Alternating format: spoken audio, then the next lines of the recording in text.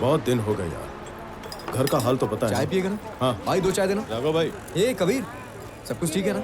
आज बहुत दिनों के बाद दिखाई दिया, काफी बिजी हो गया लगता है। अरे ऐसी कोई बात नहीं भाई, अब ठीक है ना? हाँ हाँ ठीक। अरे क्या बताऊं, गांव गांव घूमना पड़ता है, उसी में सारा टाइम निकल जाता है। अभी कहीं देख लो, मेडिसिन के लिए ही टाउन आया हूँ। मतलब बहुत बिजी है। हाँ भाई आपके पिता के बारे में अभी पता चला, पर आप घर पे नहीं थे। अरे भाई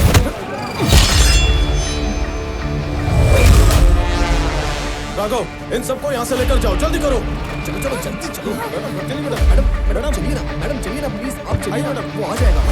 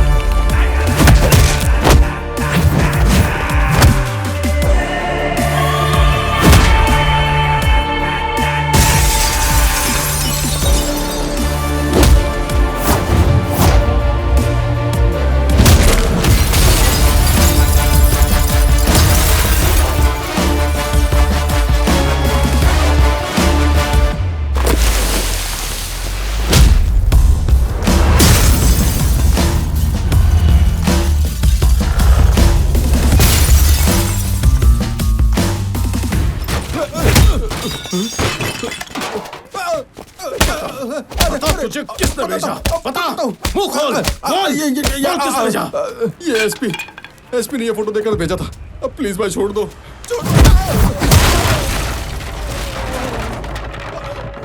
अरे भाई रुको, मैं आ रहा हूँ।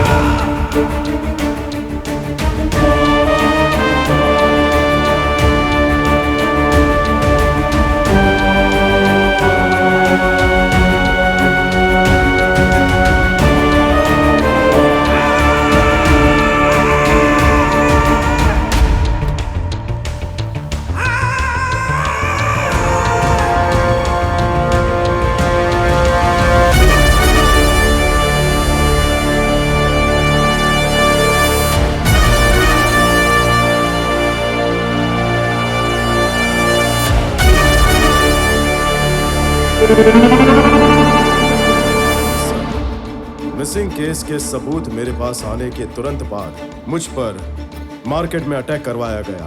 तहकीकात करने के बाद मुझे अंदर के खुफिया राज पता चले। इस ऑपरेशन माया में जो लोग अलग अलग जगह से आए थे वो सारे के सारे वर्मा के आदमी थे और उन सब की मौत हॉर्सली हिल्स में ही हुई थी। ये सारे लोग लापता नहीं हो रहे थे, उन्हें बेदर्दी से मारा जा रहा था और उनके कातिल थे भेड़ की खाल में भेड़िए, the most dangerous highway killers.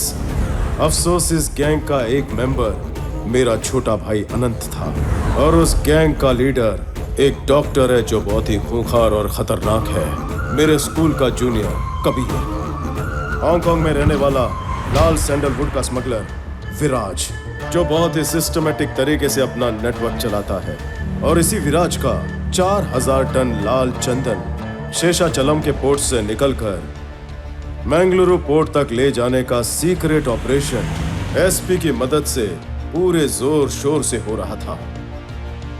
और उस लालची एसपी देवानंद की नजर विराज के 1000 करोड़ के असाइनमेंट पर पड़ी और फिर इसने जन्म दिया हाईवे किलर्स गैंग को। और हमारे एसपी देवानंद इस किलर गैंग की तहकीकात करने का नाटक कर रहा था। सरकारी वैन का इस्तेमाल करके अपने काम को अंजाम दे रहा था। वर्मा के कहने पर वो जानबूझकर गाड़ियों को रोकता, ड्राइवर्स और वर्कर्स को बेरहमी से मार देता था। उसके बाद चोरी की हुई लॉरी और कंटेनर्स को करीब के जंगलों में लेकर जाते। आखिरी कंटेनर लोड करके जब वर्मा निकल रहा था तो उसने देखा कि उसका एक कंटेनर उल्टी दिशा में जा रहा था। उसे पता चला कि कंटेनर किलर गैंग के कब्जे में था। जंगल में उसका सामना किलर गैंग से हुआ। तुम लोग यहाँ पर क्या कर रहे हो? कंटेनर क्यों बदल रहे हो? कौन हो तुम लोग, बताओ मुझे। यार कुछ तो गड़बड़ है। ए वर्मा, मैंने इसको कहीं देखा यार। अरे क्या कर रहे हो? प्लीज इसे मत मारो, छोड़ दो इसे। कंटेनर को चुराने के बाद लॉरी और इंसान को वो लोग दफन कर देते थे। इलाका जंगल के बीच होने की वजह से इसकी भनक किसी को नहीं लगती थी। और तो और इस खेल में दूर दराज के गांव के बूढ़े दंपत्ति के बच्चे भी बलि चढ़ गए थे। ये सब कुछ होते हुए गांव के एक बूढ़े आदमी ने अपनी आंखों से देखा। बीवी को बचाने के लिए वो उस गांव से भाग गया। कुछ दिन बाद वो अपने बच्चों की लाश ढूंढने वापस जंगल के रास्ते निकला। हाईवे किलर्स वर्मा और सुरेंद्र को मौत के घाट उतार रहे थे। ये देखकर बूढ़ा डर गया। हॉर्सली हिल्स को ही उसने अपना घर बना लिया। मौका मिलते ही उसने 2-3 हाईवे किलर्स को मौत के घाट उतार दिया। और जिस दिन उसने अनंत को मेरी गाड़ी में देखा, उसने अनंत को पहचान लिया। दूसरे हाईवे किलर की तरह अनंत को मौत के घाट उतारने के लिए उसने एक्सीडेंट की प्लानिंग की। और जब मैंने उस बुजुर्ग आदमी से बात करने की कोशिश की तब उसने मुझे सच्चाई बताई। अनंत भी मर गया और पिताजी भी नहीं रहे। सैकड़ों लोगों की जान लेने वाले हाईवे किलर्स बेखौफ घूम रहे थे और दूसरी तरफ एसपी देवानंद ने लाल चंदन की लकड़ी काटने वाले वर्कर्स को अपने रास्ते से बड़ी बेरहमी से हटाया। These criminals will be punished, no matter what, even though there is no evidence. I will do that, sir.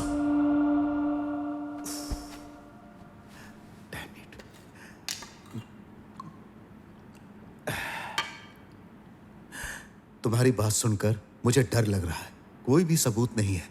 SP Devanand देश छोड़कर भागने वाला है, ये तुम्हारे जिला कलेक्टर किशोर ने बताया। एनीवे, सीएम साहब ने अभी के अभी red sanders anti smuggling task force बनाकर तुम्हें अपने अधिकार से हेड अपॉइंट करने के लिए कहा है। ज्यादा समय नहीं है, कुछ भी करने के लिए किसी से पूछने की जरूरत नहीं। कल ही चार्ज ले लो। नहीं सर, मुझे थोड़ा और टाइम चाहिए। क्यों रामाराव, ये तो इजी है। फिर तुम्हें क्यों टाइम चाहिए? करना क्या चाहते हो तुम? Duty sir. अभी तक गवर्नमेंट ऑफिसर की हैसियत से कानून के दायरे में रहते हुए मैंने हमेशा अपनी ड्यूटी की है सर। लेकिन आज से, इसी वक्त से ये रामाराव अपनी ड्यूटी धर्म के लिए करेगा। मतलब? I am going to hunt them. असली खेल तो अब शुरू हुआ है।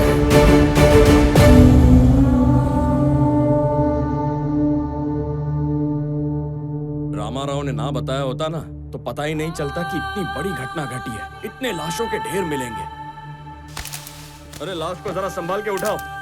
एक बात सुनो, किसी को पता नहीं चलना चाहिए। लाशें गवर्नमेंट हॉस्पिटल नहीं जाएंगी। ये उस बुढ़े के दोनों बच्चों की लाशें, बाकी लाशों की जानकारी उस रामाराव के अलावा किसी को नहीं पता थी। कोई कुछ भी कहे, सालों पहले जो बात हुई थी आखिर में उस आदमी ने खोद कर निकाल ही ली। वैसे अभी वो है कहाँ? अभी आ जाएगा सर, कह रहा था किसी को देखने जा रहा है। वो देखने वाला बंदा नहीं है दोस्त, मारने वाला बंदा है।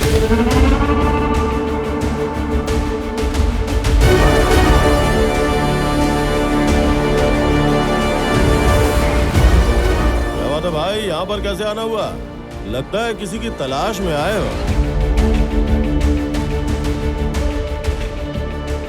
तुझे ही ढूंढ रहा हूं।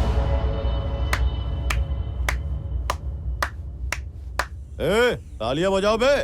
भाई तुम चाहे कितनी भी मेहनत कर लो पर मुझ तक पहुंच जाओगे ऐसा कभी सोचा नहीं था। सीएम ऑफिस के सेक्रेटरी से मिलकर मैंने एसपी देवानंद को फंसाने के लिए जाल बिछाया। अपने खिलाफ सारे सबूतों को मिटाने के लिए और तुम्हें रास्ते से हटाने के लिए एसपी ने गुंडों को भेजा था। उस दिन मार्केट में जो हमला हुआ था वो मुझ पर नहीं, तुम पर था। तेरा एसपी खुद को बचाने के लिए क्या क्या करेगा ये मुझे अच्छी तरह पता था। उस दिन तेरी फोटो देखने के बाद सारी गुत्थी अपने आप सुलझने लगी थी। अच्छा, सब कुछ पता चलने के बाद भी यहाँ बिना हथियारों के खाली हाथ आ गए, वो भी अकेले? हाँ? अब तुम नहीं बचने वाले। कौन मरेगा ये तो वक्त बताएगा। तूने मेरे बूढ़े पिताजी को बेरहमी से मारा था। आज तुझे और तेरे इन चमचों को यहीं इस जंगल में जिंदा दफन कर दूंगा। तुम में से कोई नहीं बचेगा आज।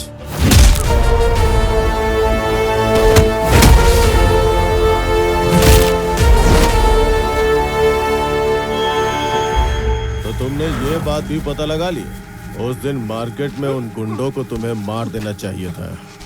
तू जब ऑफिस में अकेले काम कर रहा था ना, ठीक उसी वक्त मैं तेरे घर गया था।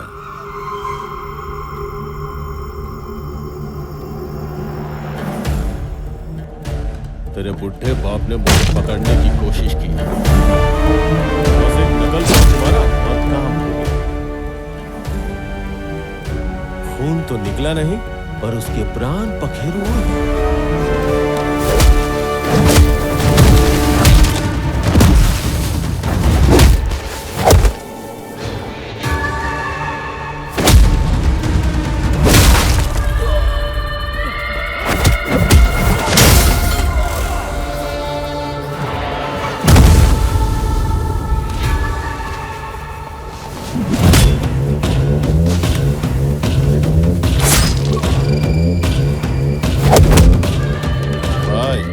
तेरे जाने का टाइम आ गया।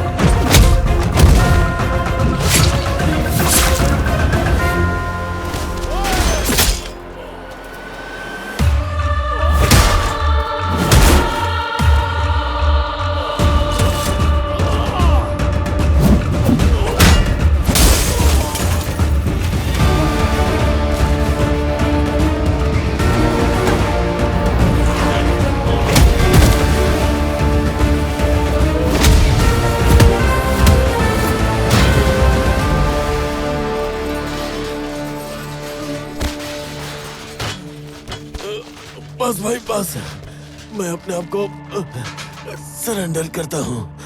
हम सबको पकड़ के पुलिस के हवाले करता हूँ। तुझे जितना जीना था तो जी चुका है, अब जीकर क्या करेगा?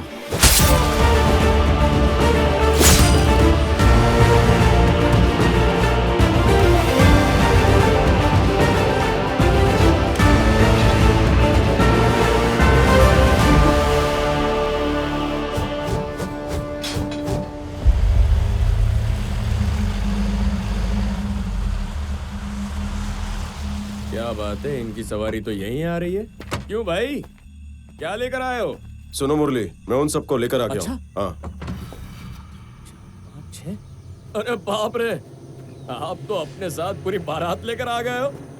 मैं सुन रहे सर, तेरे को ड्राइविंग आती है ना? आती है सर। इधर आ। जी, गाड़ी स्टेशन लेके जाने का। ठीक है सर। इन लोग का नाम अता पता लिखने का। जी। और बाद में एक एक को अंदर डाल देने का। ठीक है सर। बाद में आराम से केस कर लेंगे। ठीक है ना?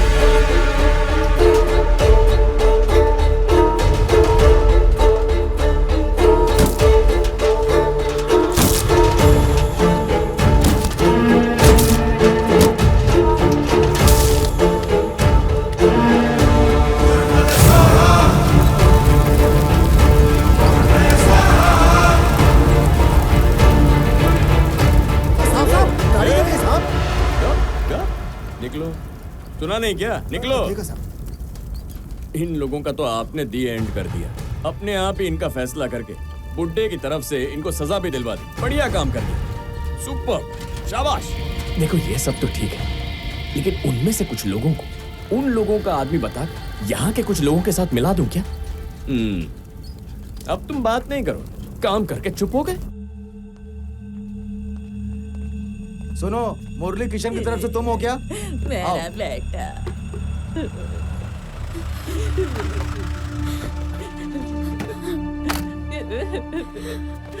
बाबूजी।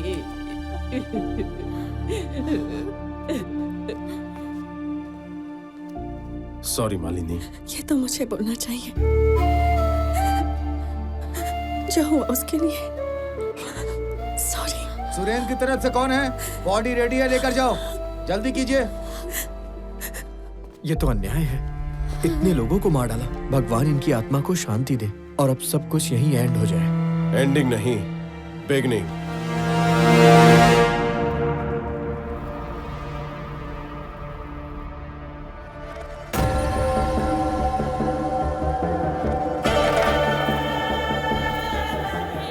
विराज सर, आप लोगों ने जो देखा है वो देखने वालों में से खुशनसीब एक मैं भी हूँ। मैंने आपको जुबान दी थी ना, तो फौरन आपसे मिलने आ गया। एसपी ने माल कहाँ छुपाया है उसका पता लगा लिया मैंने। मुझे ये 2 दिन पहले ही पता चल गया था। उसने मेरे माल को कर्नाटक बॉर्डर पे कोको मुट्टी हिल्स के बगल में जो लेक है वहां छिपाया हुआ है।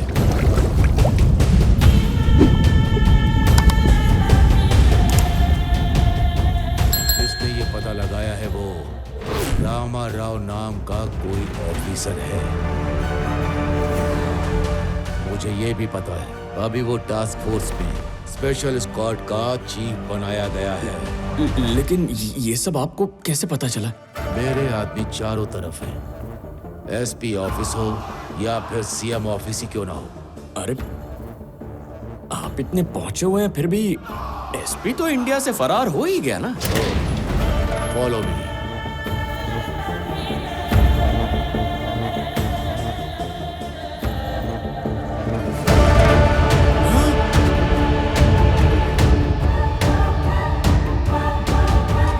आज से इसकी जगह तुम लोगे।